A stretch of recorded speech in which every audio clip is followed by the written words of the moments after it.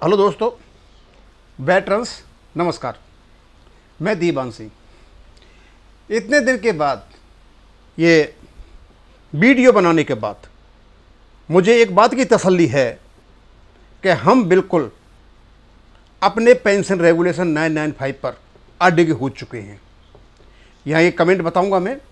वैसे आपने यूट्यूब पर काफ़ी देखा होगा, ये मैंने भी देखा था। मैं सोचा इनको लिंक करके मैं दूसरों के साथ बताऊं। तो ये कहते हैं, our advocate doing their arguments in late MC Singla case so take the base of PS 1993। सबसे पहली चीज़ बोला कि जो बेस है उसका जो मूल है, जहाँ से बाप है, बाप यानी एग्रीमेंट, पेंशन स्कीम 993 का जो एग्रीमेंट है उस पर ध्यान दो, क्योंकि उसमें पेंशन अपडेशन है। इस चीज़ को चंडीगढ़ हाई कोर्ट ने भी माना है कि आपका जो ओरिजिनल डॉक्यूमेंट है, जो ओरिजिनल एग्रीमेंट है, दैट कंटेन्स आप पेंशन अपडेशन। लेकिन बाद में उसके रूल प्रॉपर फ्रेम नहीं है, इसलिए निगोशिएशन में जाओ और आपको बेस्टेड इंटरेस्ट ऑफ अपडेशन नहीं बनता है। पहली बात, सबसे पहले अच्छी तरह से आप जो एग्रीमेंट है, बेस एग्रीमेंट है 993 का, उसको पढ़ें। BPR 9535.1 और पेंशन रेगुलेशन 1995 के 35/1 को अच्छी तरह से पढ़ें, जहां एक्सप्रेस पेंशन अपडेशन है। और ये express pension updation is based on the pension scheme, और जो एग्रीमेंट आपका 1993 का 19/10/1993 उसके बेस पर आधारित है।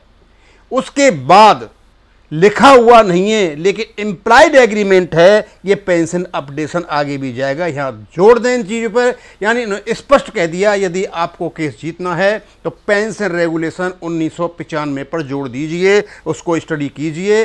सेंट्रल गवर्नमेंट को छोड़ दो, RBI को छोड़ दो, कोई ज़रूरत नहीं है। और RBI में वैसे भी वो लिमिटेड पेंशन अपडेशन है, क्योंकि उनको कई प्रकार के फ़ायदे मिले हैं, शायद उनको PF भी मिलता है।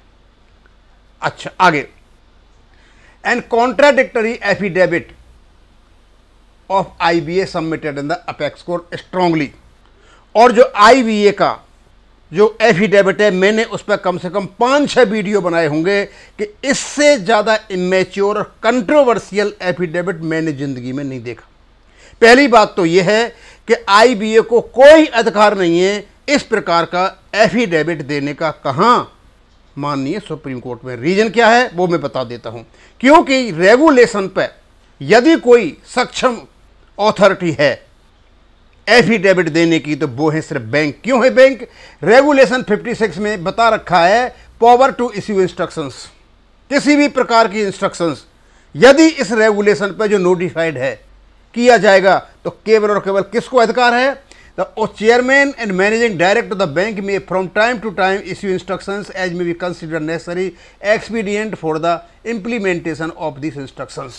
इन इंस्ट्रक्शंस को लागू करने के लिए केवल और केवल चेयरमैन और मैनेजिंग डायरेक्टर, जो रेगुलेटरी बॉडी का हेड है, केवल वो कर सकता है। IBA एक एजेंट है, बैंकों का एक एसोसिएशन है, खुद इसको IBA ने माना है। ये रेगुलेटरी बॉडी नहीं है, स्टेट के अंतर नहीं आती है, लेकिन जो बैंक हैं वो स्टेट के अंतर्गत आते हैं, वो इसमें इश्यू कर सकते हैं। तो इनका जो एफिडेविट है वो नल एंड वॉइड है, इसको नहीं माना जा सकता। आगे मैंने ये भी दे दिया आपका कि 35/1 में जो है इसमें अपडेशन बड़ी आराम से दे रखा है, there is no problem at all.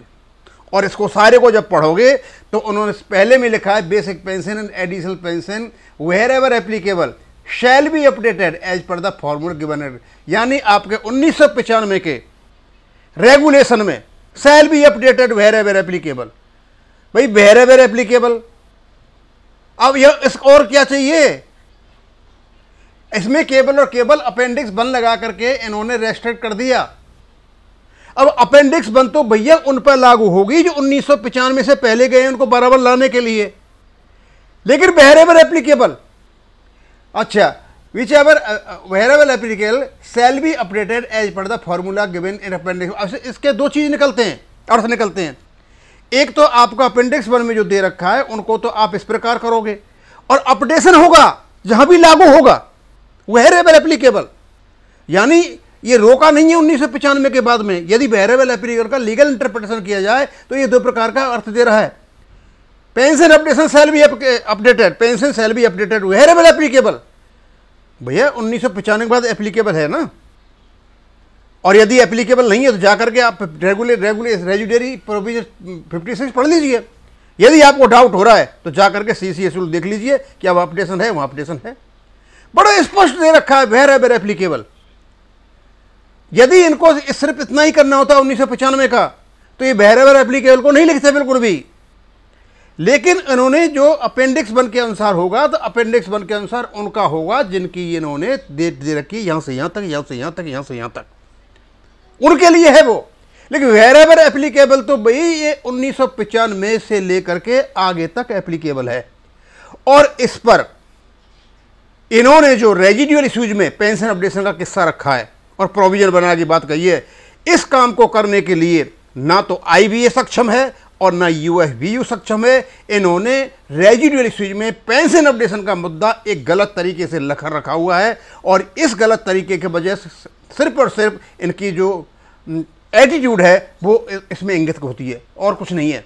अच्छा, अब आगे तो मैं नहीं जाऊंगा, आगे बता रहे 50% पेंशन होगी, एडिशनल पेंशन ऐसे होगा, सारी चीजें बता रखी हैं।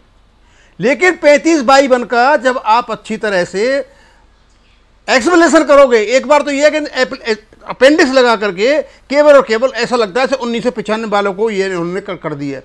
लेकिन यहां जो वेयरेवर एप्लीकेबल आ रहा है, अब इसका तो बड़ा सीधा साधा लीगल इंटरप्रिटेशन हो रहा है, जहां भी ये लागू होगा, यानी पेंशन अपडेशन जहां कहीं भी लागू होगा।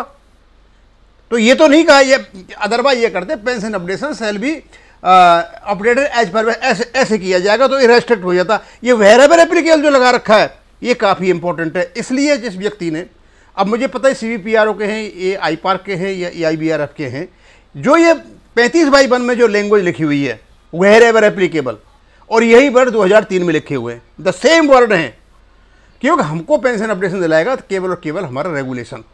अब मैं आपको बताना चाहूँगा, और ये चीज़ हमारा जो UFBU है, भैया तुम क्यों IBA से बातें करते हो?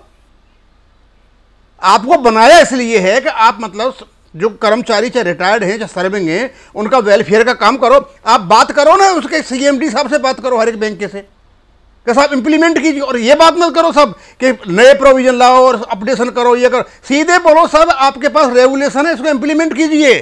कि क्या मतलब होता है वेयरेवर एप्लीकेबल? यदि वेयरेवर एप्लीकेबल को निकाल दिया जाए तब तो समझ में आता है कि अपेंडिक्स 1 में ये सीमित हो गया है। लेकिन वेयरेवर एप्लीकेबल जब आएगा तो एप्लीकेबल आगे जहां भी है एप्लीकेबल तो है। अब एप्लीकेबल कौन करेगा? एप्लीकेबल करेंगे आपके CCS रूल 1972, वो बताएंगे कि आगे एप्लीकेबल है या नहीं। 1972 जो है वो ये कहते हैं हाँ इम्प्लाइडली ये एप्लीकेबल है, क्योंकि ये 1972 में भी कहीं एक्सप्रेसली नहीं लिखे हुए हैं, लेकिन इम्प्लाइडली एप्लीकेबल है, तो यहाँ पर भी इम्प्लाइडली एप्लीकेबल है। तो ये जितने भी वकील कोर्टों में और ख़ास करके सुप्रीम कोर्ट में, और मैं शिवाराम जी को बड़ा स्पष्ट रूप से बता देता हूँ, और कोई बता बहुत अच्छा बता देता हूँ, इतने आराम से सोए नहीं रहें, इतना आसान काम नहीं है। It is not a bed of roses. अपने आर्गूमेंट को शार्प करें, इनकी अच्छी तरह स्टडी करें, और इनका जो IBA का एफिडेविट है वो फुल ऑफ इनकॉन्ग्रुइटीज, इरेगुलरिटीज, इनकंसिस्टेंसी से भरा हुआ है। वहाँ कोई रेलिवेंट फैक्ट नहीं है, वो खुद ही मान के चलते हैं हाँ पेंशन रेगुलेशन है। लेकिन क्योंकि जब उन्होंने ये कह दिया कि हम ना तो स्टेट है ना कुछ भी है, तो इनको एफिडेविट देने का भी अधिकार नहीं है। इन्होंने अपना एफिडेविट देने के बाद भी अंत में जो कुछ इन्होंने कहा है उससे इन्होंने अधिकार खो दिया है। लेकिन एनीवे हम UFBU से भी रिक्वेस्ट करेंगे, भाई आप इस रेगुलेशन को 995 को 1995 को लागू कराइए। आस पास पर रेजुलेशन रख करके एक नया फ्रंट मत खोलिए। नया फ्रंट खोलने की जरूरत नहीं है, केवल और केवल रेगुलेशन को लागू कराने की बात करें, रेगुलेशन को नए तरीके से खोलने की बात ना करें। और यदि UFBU इसको नए तरीके से खोलने की बात करता है सब कुछ होने के बावजूद भी, तो UFBU कुछ नहीं है, ये दलालों का एक झुंड है। वो केवल और केवल पेंशनर्स के हकों को मारता है, और ये लोग केवल कर्मचारियों का जो पैसा इकट्ठा कर रखा है इल्लीगली, उस हिसाब से नहीं जिस हिसाब से एक्ट कहता है, इल्लीगली पैसा इकट्ठा कर रखा है, उस पर ये मजे मारते हैं और अपना रोटियां सेकते हैं। अदरवाइज पेंशन अपडेशन के लिए 1995 का जो रेगुलेशन है वो अपने आप में एक सशक्त है, और ये केवल और केवल डिपेंड करता है वकील पर। और मुझे तो केरला हाई कोर्ट के वकील पर 100% आश्वस्त हूं मैं कि वहां कुछ न कुछ होगा। अब इसको यहीं खत्म करूंगा। थैंक यू, धन्यवाद।